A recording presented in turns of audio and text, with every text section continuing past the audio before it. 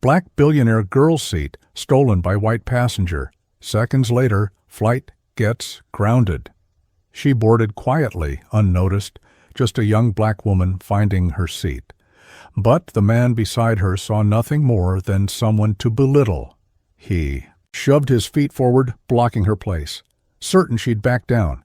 What he didn't know was that she wasn't ordinary. She was a billionaire, and her response would silence the entire plane. At just 15 years old, she was already different from almost everyone around her.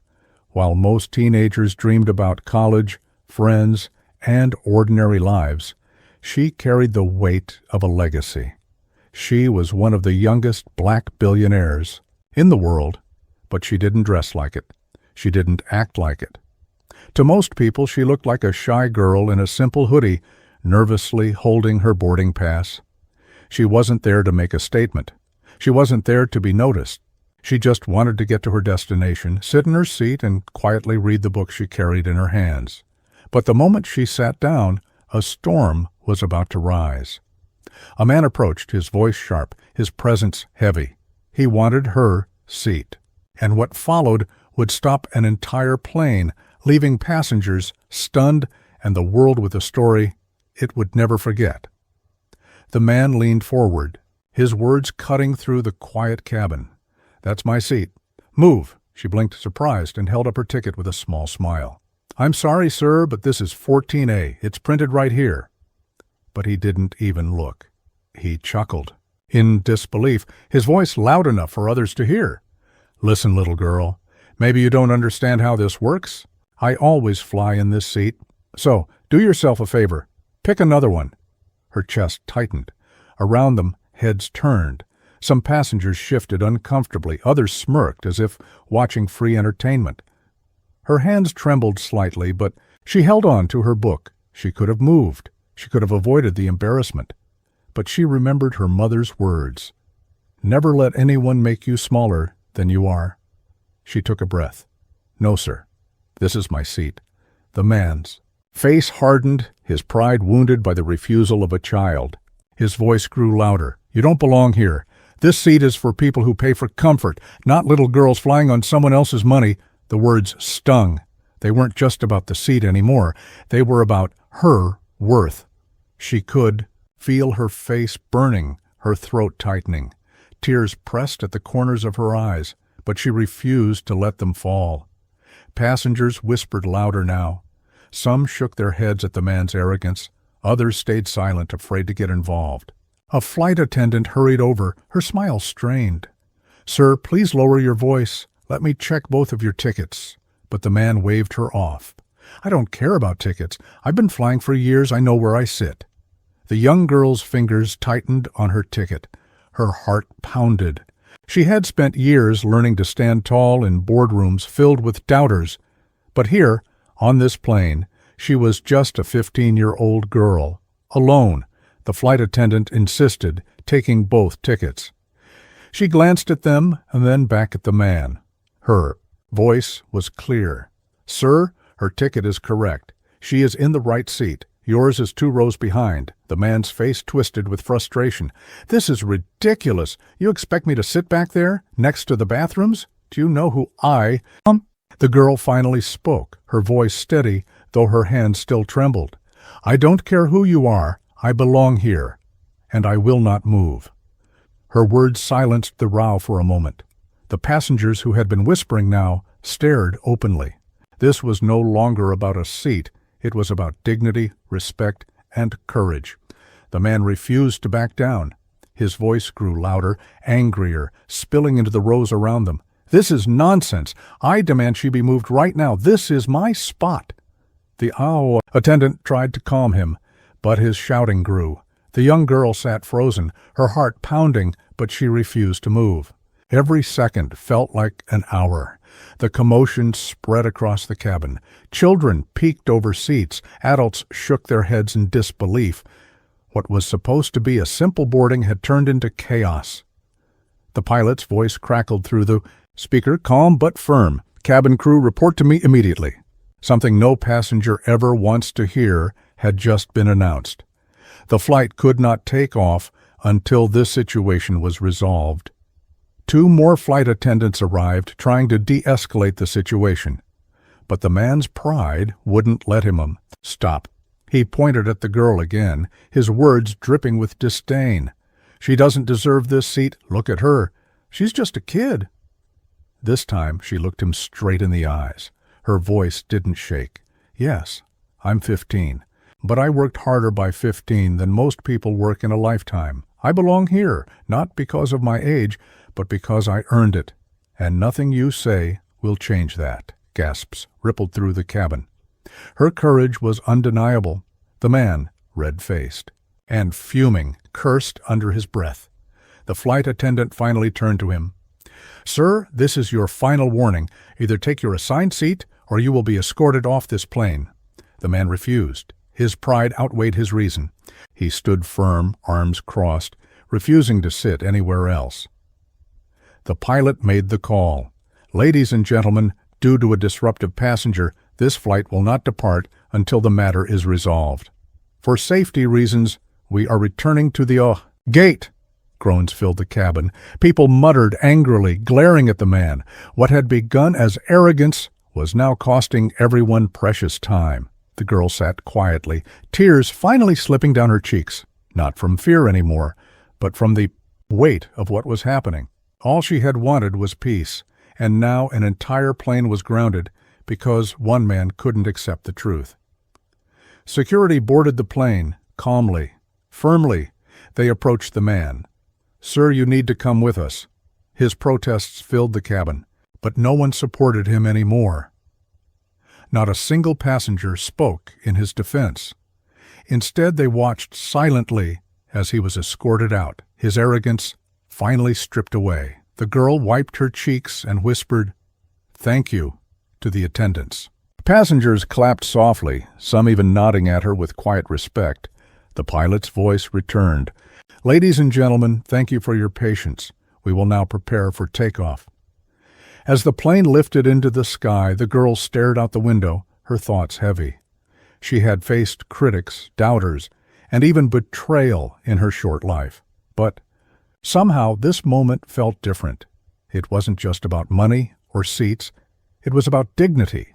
It was about proving that no matter how young, no matter how underestimated, she had a right to stand her ground. She thought of the kids who might one day watch her story, kids who felt invisible, kids who felt like they didn't belong.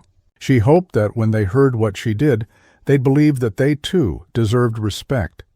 When the plane landed hours later, passengers whispered about what had happened.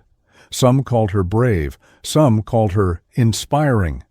But she didn't need the titles, she didn't need the recognition. She was just a 15-year-old girl who refused to be silenced, and that was the lesson. Courage isn't about age. Respect isn't about status. Dignity is not given. It is claimed. Sometimes the world will try to push you out of your place. Sometimes people will tell you that you don't belong. But if you know your worth, if you refuse to move, then no one can take your seat. So the next time life tries to push you aside, remember this girl. Remember her strength. And remember, your seat in this world belongs to you. Don't let anyone steal it.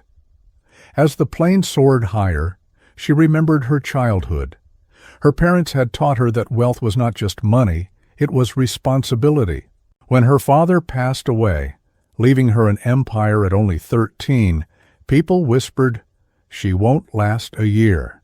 But she had lasted. She had studied harder than anyone, built small businesses of her own, and proved she was more than a number in a bank account. And now, at 15, sitting in that seat, she realized this wasn't just about a flight. It was about her entire journey, standing firm when the world told her she didn't belong. Around her, passengers still murmured about what they had witnessed. A woman leaned toward her teenage daughter and whispered, "Did you see that?" That girl was braver than most adults I know. The daughter looked at her in awe. "Mom, I want to be like her." Those whispers reached the girl's ears. Her cheeks flushed, not with embarrassment this time, but with a quiet pride. Without knowing it, she had become a role model in the middle of an ordinary flight. One of the flight attendants returned with a cup of water. She bent down and whispered, "I want you to know something.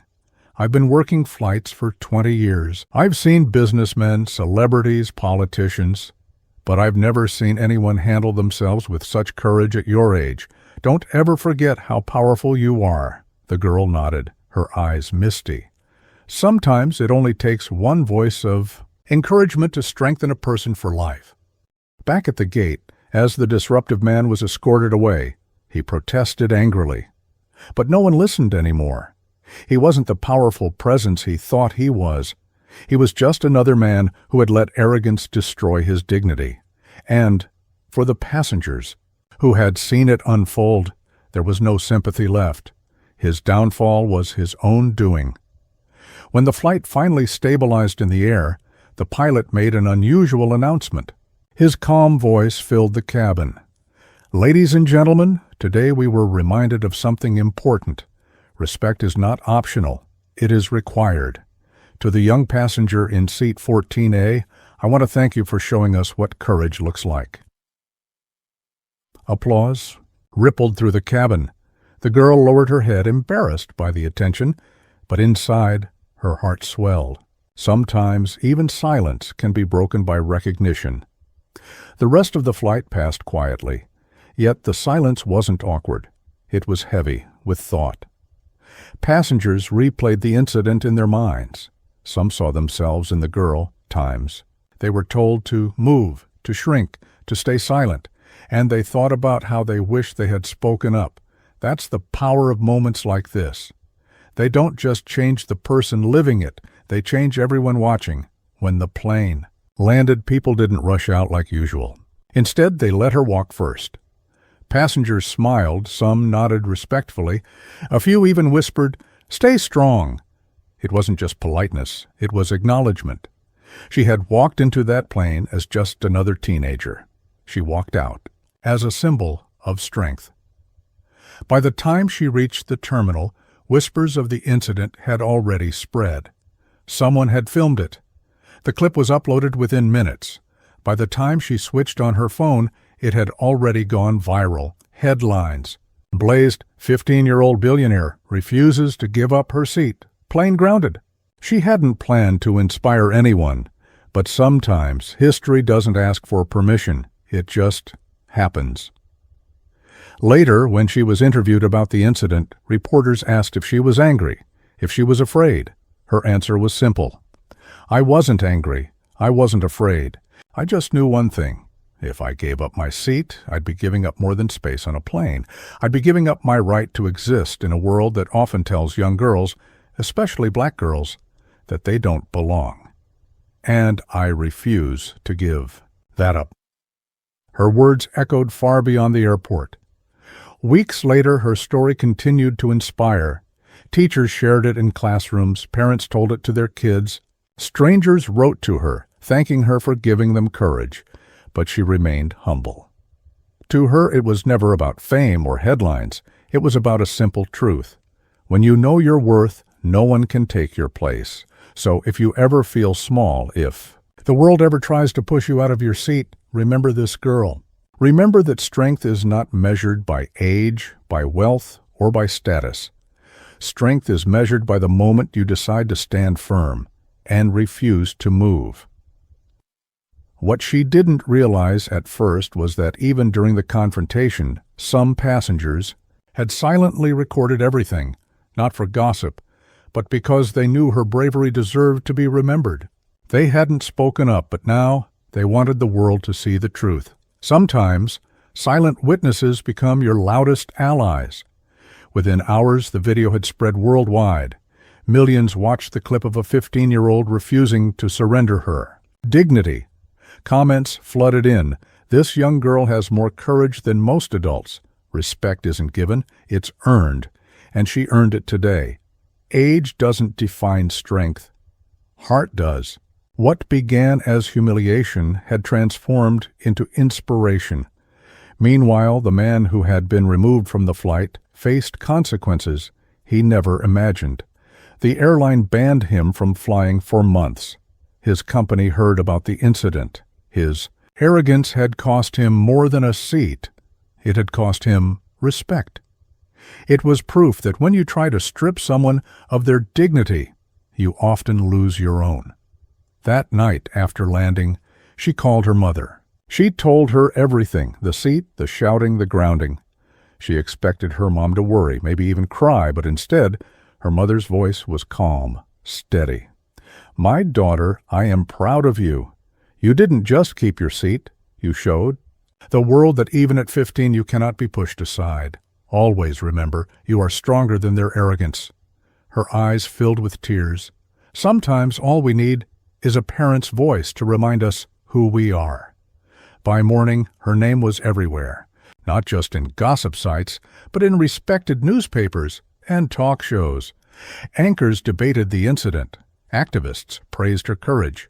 Even business leaders spoke about the importance of young voices standing up against injustice. She hadn't wanted fame, but her story had become bigger than her. It had become a symbol of change. Days later, letters and messages poured in. One came from a 12-year-old boy who wrote, "I used to get bullied in school. I thought I had no power. But when I saw you stand up on that plane, I decided I will stand up too. Thank you for teaching me that I don't have to move anymore." Her heart ached and healed at the same time. Sometimes courage travels further than we ever imagine. Weeks later, she was invited to speak at a youth empowerment event. Standing on stage, her voice carried the same calm power she had shown on that plane. She said, "Strength doesn't come from age. It comes from knowing your worth. If you believe you belong, no one can take your place, not in a classroom, not on a plane, not in life." The room erupted in applause. She was no longer just a billionaire's daughter. She was a leader. That night she stood before the mirror, looking at herself, not as the girl from the headlines, not as the billionaire, but as the 15-year-old who had refused to move. She whispered to her reflection, "You did it. You stood your ground, and you'll never forget this day." Because sometimes the greatest victory is not for the world to see, but for you to know within yourself that you were strong.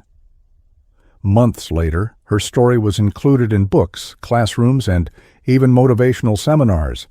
Teachers told students about her courage. Parents told children about her strength. Her one moment of standing firm had grown into a legacy.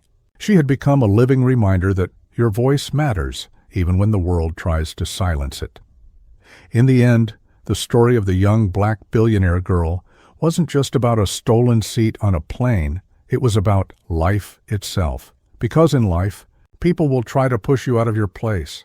They'll say you don't belong. They'll try to make you smaller, quieter, invisible.